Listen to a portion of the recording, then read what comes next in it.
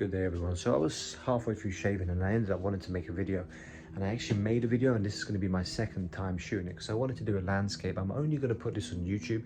It's going to be a bit of a longer video, and it's going to be the research. It's going to be about the research and my intuitive feel on spirituality, and how we in the West have all adopted this, you know, these Eastern traditions of spirituality, which is not wrong, but we can see that there's some form of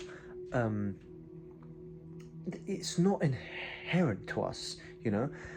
We all have a certain specific way of thinking, whether it's genetic, whether it can be multifaceted, and it's important that we have our own route to spirituality, and there is literally no rule to finding your divine path, you know.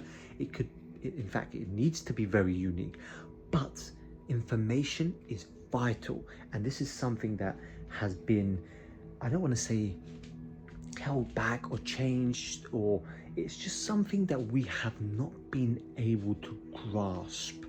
And the reason behind that is because of the acceptance of a certain people, and this is not, again, this is not I guess there is oppression behind it, but this is not me trying to explain to you why there's a significance needed or there's an importance needed of our people. Because and I mean our people, I mean Anatolian Kurds and Kurds in general, but specifically Anatolian Kurds, because this, I can only speak for, you know, where I come from, and I've done my DNA test and I know I'm 100% an Anatolian Kurd.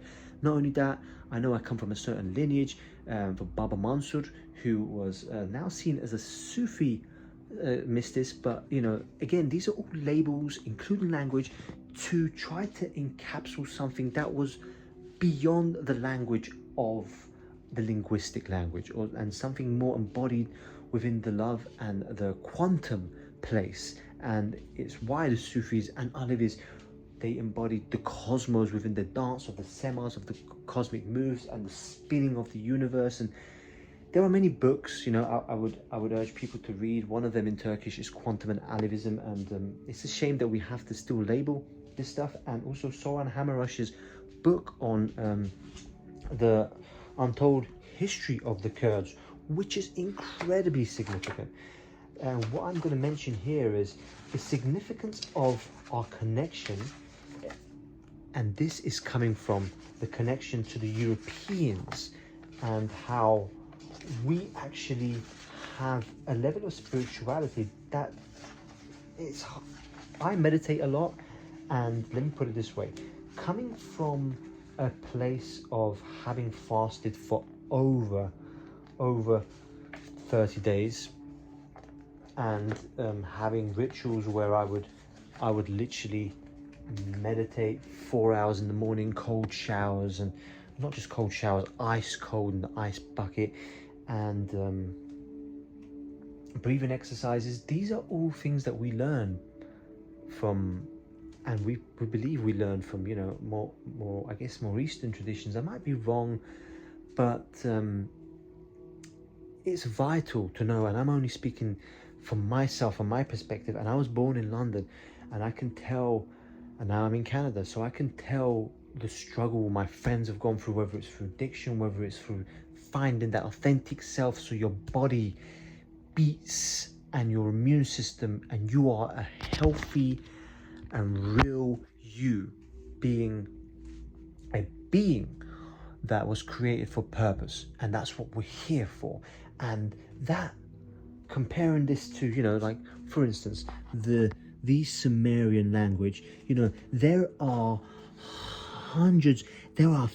thousands of Sumerian words here and phrases that still are the same as the Kurdish language. And when you go online, and this is why I'm here, from research, my dad does archaeological work, and now there are finally Kurdish archaeologists out there. And finally, another thing, Kurds are able to write their history. Any form of history you find out there has not been written by Kurds, and that is unfair. History should be written by the person, not by the victor. And unfortunately, that is the case. But over here, we see the relation between the Kurdish language and not only Sumerian, but it is connected to Sumerian that connects it to also all the other European languages, which is something you can almost not find online. Wikipedia and Google won't tell you this, but we know this. We know this from evidence. And if you look online, it would say because the Kurds have lived in those places and they have adopted this tradition. But then you look at the bones found in Potbelly Hill, where Klaus Schmidt had to be quiet, and he said those bones that are found of my ancestors that still beat within my DNA, we've lived there for thousands of years, which exceed the Sumerians by over 2,000 years. And you can see earlier forms of cuneiform or cuneiform in its earlier formats in Potbelly Hill. So the importance of our existence is not just the importance of us, it's the importance of you, of Europe and the East, because they connect. The Sanskrit, the Sumerian connects the Kurdish to the European language.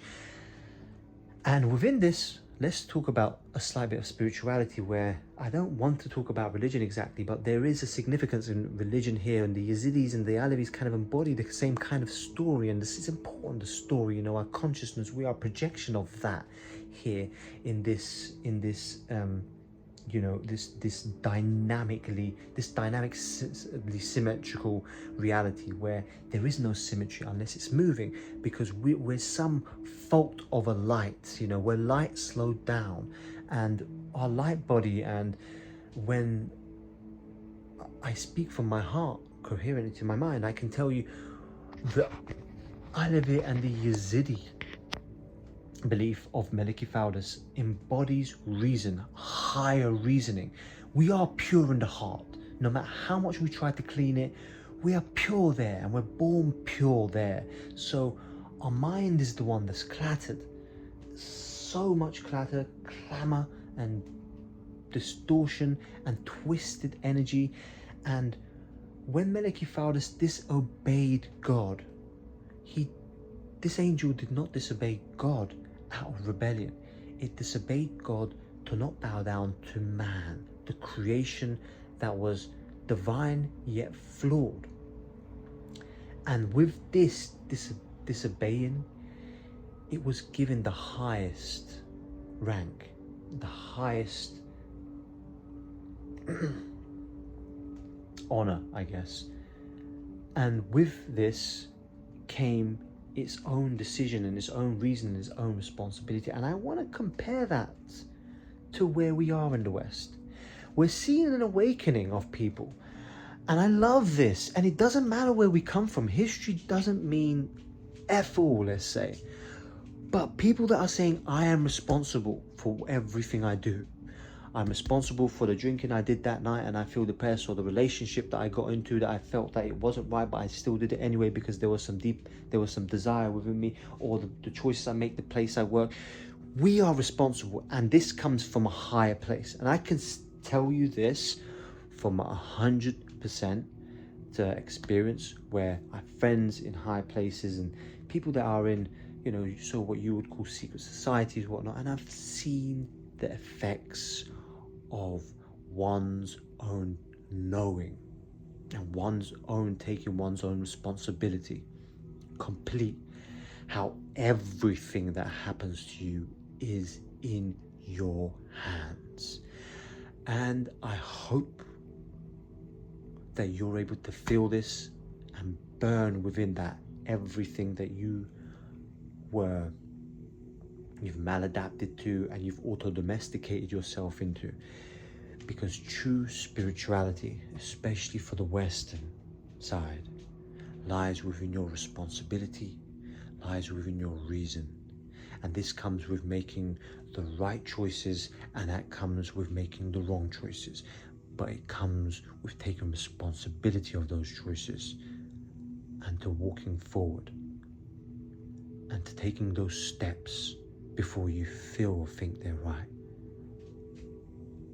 to walking with purpose and to burning in desire. Much love.